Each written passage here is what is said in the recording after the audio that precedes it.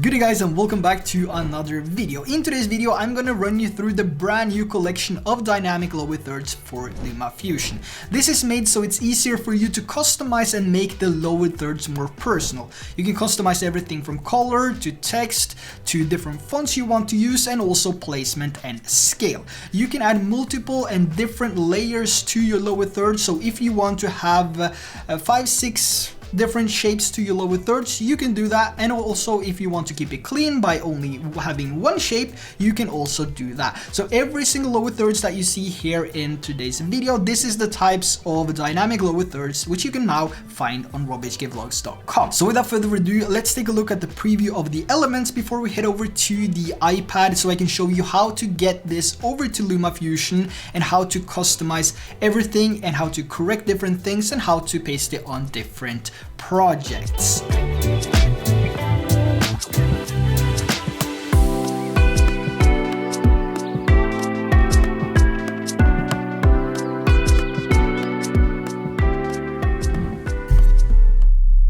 So after you downloaded the dynamic lower thirds, they will appear in the download section inside files folder. I've already removed them from the downloads and moved them over to my iPad.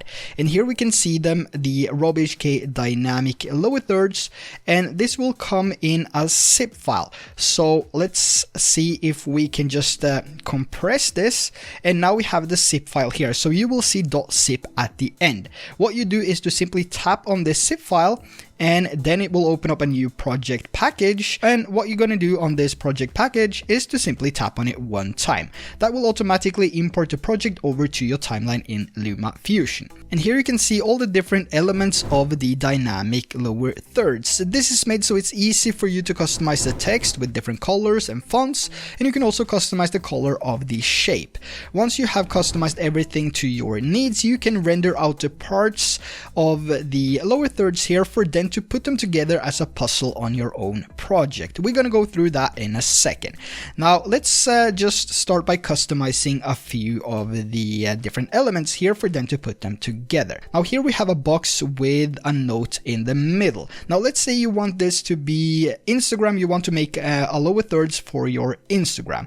Now we don't have the Instagram icon here right now, but what I've done is to go to iconfinders.com, and then I selected the different icons that I wanted to use. So let's go over to Safari here, and let's move over to iconfinder.com, and here you can see also a YouTube icon. Let's say we want to have Instagram. And here you will find different free icons which you can use for your videos. Let's say we want to go with this one right here. And this is really important for everything to fit together perfectly, so we don't have to do additional steps. That is to download the icons in 512 pixels. So once you selected 512, we're going to tap on download icon in PNG, and we're going to tap on download, and this will download here on the top right corner. Now we can move over to LumaFusion here. We can go over to the import button, which is here. Import media, we're going to go over to files, and we're going to go over to downloads, and if we scroll down here, we will find the icon. Here we have the Instagram icon, so we're going to tap on that. That will import over to LumaFusion, and here we can see the icon popped up. So what we're going to do now is to drag this over to our timeline here, and once we have this on the timeline here, we're going to position this above the note, and we're going to trim it in so we have the same length. What you need to do now is to take the layer which has the note and then select it, tap on the clipboard, copy, and then select the icon that you have selected, in this case Instagram, and then clipboard again. Make sure to select everything and then paste. Now you can see that this has been centered just in the same position as the note below.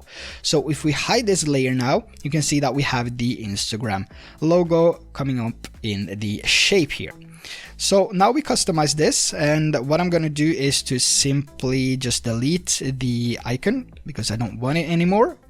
And we have the Instagram here, and let's go over to the next one, which is this. Let's go into edit on this, and we're going to change the text to Instagram like that. And if it's a little bit misplaced here inside the title section, you can go over to frame and fit to see the exact placement. Now this feels a little bit too big, so I'm gonna go and resize it a little bit, push it a little bit down, and maybe a little bit more to the right. And you can now scrub through the different parts here of the animation to see how it fits. And this looks pretty good, so I'm going to keep it like that. So now we have this logo here of the Instagram icon here, and we have the Instagram text. And now I want to put my name. So we're going to go to the first one here, and what I'm going to do is to tap on the title section, and then we're going to change that to our Instagram name. So at RobHK 1G, and done. Now we can go back to frame and fit here to see what it looks like. This looks a little bit too small, so what I'm going to do is to go back to titles, and I'm going to increase the size a tiny bit here, back to frame and fit, and that looks perfect. So now we have the RobHK 1G here, we have the Instagram here, and we have the icon here. So what I'm going to do now is to simply select all of these except for those two in the middle here, and I'm going to select the clipboard again, just copy. I'm going to make a new project, and this is 30. Now if you are working on a different project, you can change the frame rate to the frame rate of the project that you are working with. I'm going to choose landscape as well and create a new project.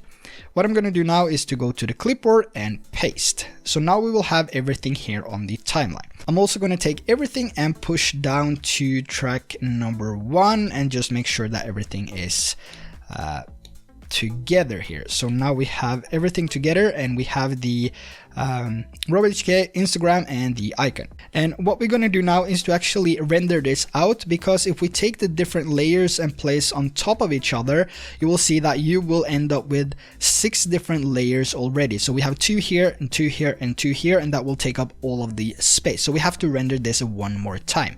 And I'm going to go over to share button, tap movie and photos, and I'm going to go down to the video codec, change that to HEVC with transparency, change the video quality to 40, and export. Now once this is exported, we can go over to the project here and we can delete this project. So now that we open up a new project here, we can go over to the source and over to photos, and then we can tap on videos, and we're going to take the newest rendered file, which is the one on the top left corner. So we're going to tap on that, hold it, drag it over to our timeline here. And now we can scrub through and we can see the animation coming up here. So what we want to do now is to go to the point where it disappears. So around here, make a cut, and then we're going to go to the point where the next one is disappearing, right here, make a cut, and we have the last one. So if we just push this on top here, we can trim it down so they are equal in length. And we can place them over here, and we can take the logo one or the icon and place above as well. So now we have all the different elements placed together. So the next thing we want to do now is to go into edit on one of them first, and then we're going to take and simply drag this over to the position where we want it to be. So let's say I want it to be down here in the bottom left, and over to the next layer. Gonna move this as well, so we have Instagram right there, and the last one, RobHK or RobHK1G, and we're gonna place that around here. So if we now scrub through the timeline here, we can see that we have Instagram coming first, and then we have the others coming after, and you can also decide which one is coming first. So here we can see Instagram is coming first, but maybe we want the logo to come first. So we're going to take the logo here, which is the top one, and we're going to push this a little bit more to the left. So now we have the Instagram logo coming first here, and then we have the Instagram text, and then we have the channel name. And this is also ending right here, like sudden stop to it. And what you can do now is to go to the position at the end, and you can make a cut to these. Now most of them are not like this, most of them has an ending, but the first 3 has a sudden stop to it like this, depending on how you want to use them. So in this case, you can add some cross dissolves here at the at the end so it fades out, or you can select the different clips here and just duplicate them, place them at the end, and then we can go in and we can reverse the next 3 or the last 3 parts here, and that means you will have the in point coming in here and it will be in reverse from here, and then you will have the out point coming in like this. So let's go on and just reverse this, and once you have reversed everything, you can also render it again for them to, you know, compromise it a little bit so it's not that long. This is approximately 10 seconds if you do it like this with these types of elements, which are the 3 first ones. So let's go over to the edit on these 3 layers, over to speed and reverse, and just reverse the 3 different clips here. Now after we're done reversing the clip, since we imported the entire clip here with all the different elements together, that means we can go into the remaining 2 parts here and simply go into edit of them and then tap on reverse, and then it will automatically be reversed because we reversed the entire clip to begin with. So now we reverse the 3 last clips here, and if we scrub through now, you can see the animation is coming in as elements here, Instagram, RobHK 1G, and the Instagram icon here. And as we come to this point, it will go in reverse, and then we will have the outgoing animation at the end here. And here we can see that the first 4 animations has a sudden stop to it. This is in case you want it to be a little bit longer as well. And once we get over to the one which is a little bit angled, we can see that it has an out point as well. So this is 6 seconds. So this is the only thing you need to do with this is to apply the text and change the font and colors, and all of the remaining elements are just like this with an out and in point. Now if you want, you can also use just one of them if you have something that you are doing a review of, and then you want to show like the difference between the 2 things that you are reviewing, for example, or if you are doing a comparison, then you can just have the text here, the difference, or you can have the value, or you can have whatever you want in this box. So you only have this one box on your timeline for showing off whatever you want to type, and that means that you only have to change the text, let's say of this one, links in the description, and the only thing you have to do is to select it, then copy, and go over to the project that you want to apply to. So let's go over to this project here. So now we don't have to do any render at all, and back to the clipboard, and then make sure that nothing is selected. As you can see here, we have this one selected, so we cannot paste the elements and the lower thirds here. But once we unselect this and go to the point where we want to paste it, we can go to the clipboard and now paste. And here you can see that we have the animation without doing any pre-render as well. So if you are using many different elements here, you will have to do some rendering, and then you just follow the step which we just gone through. If you don't need to render anything and you simply are satisfied with one layer or 2 layers, then you can simply just copy them and paste them over to your project.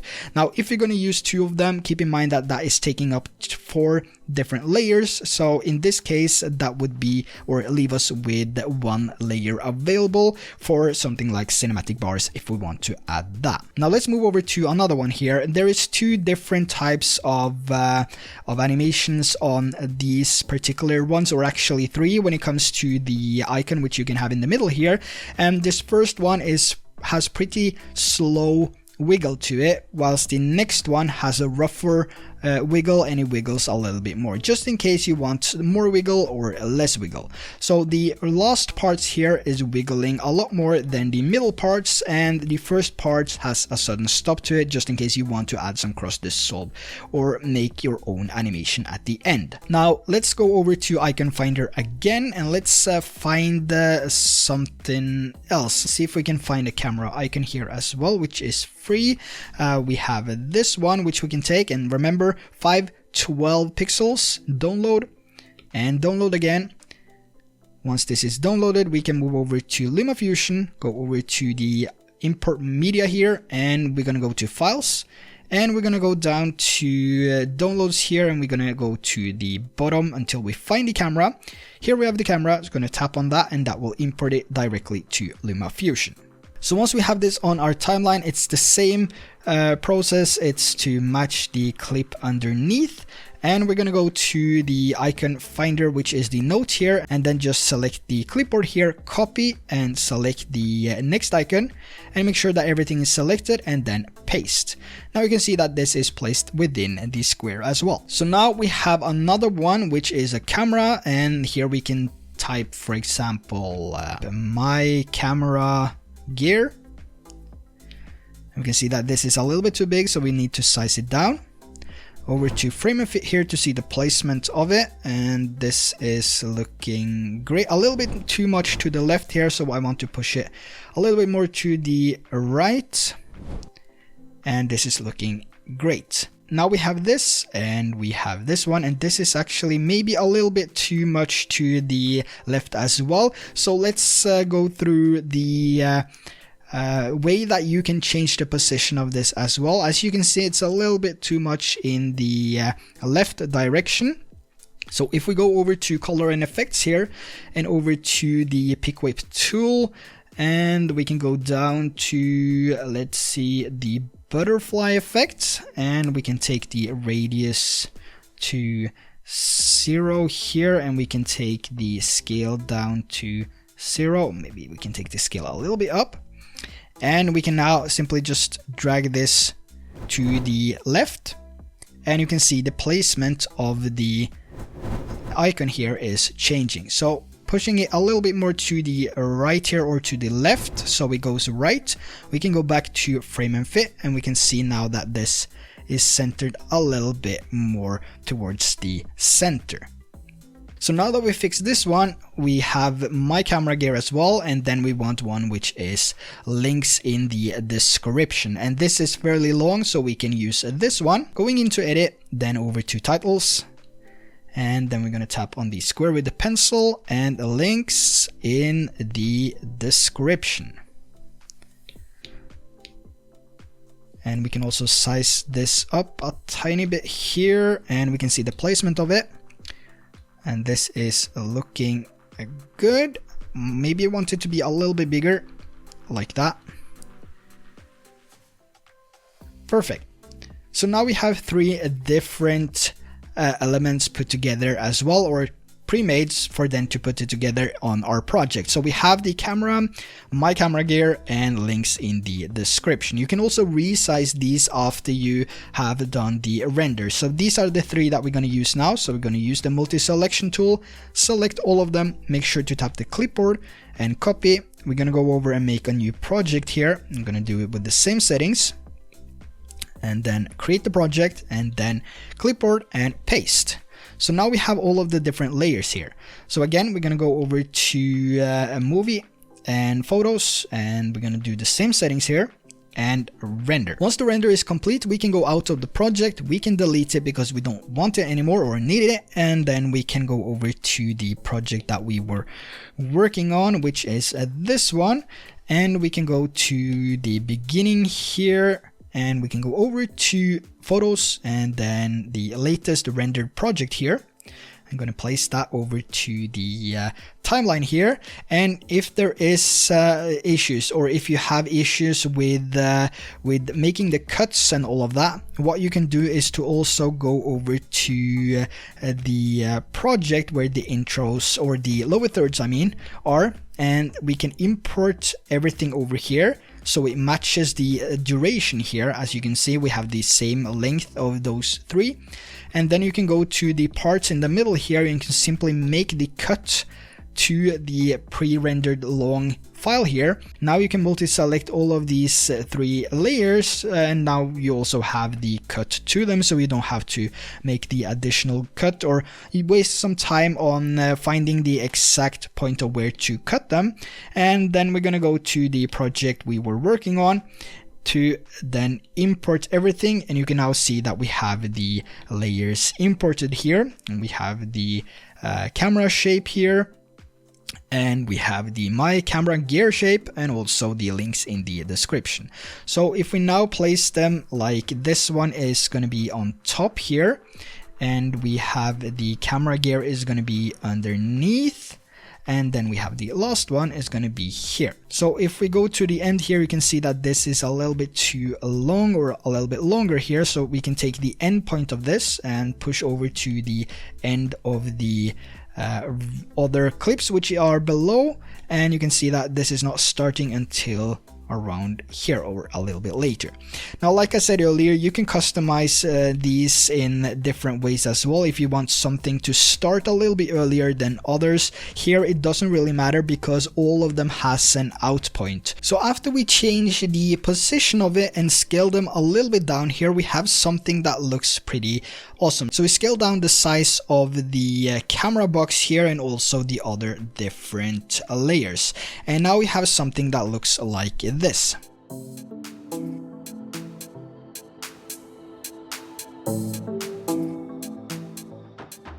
Now, if you want to use only one layer, then we have one layer here which has no render to it. It's just drag and drop over to your timeline, and here you can also type whatever you want. This also has an out point, so we don't have to do anything. Now, for the last lower thirds animation here is where we had to make our own out point. So we can take a look at that so you can see how that looks as well. And this is made so you can use or make your own transition to make it just fade out with cross dissolve, or to make a simple zoom out transition or zoom in transition depending on your needs.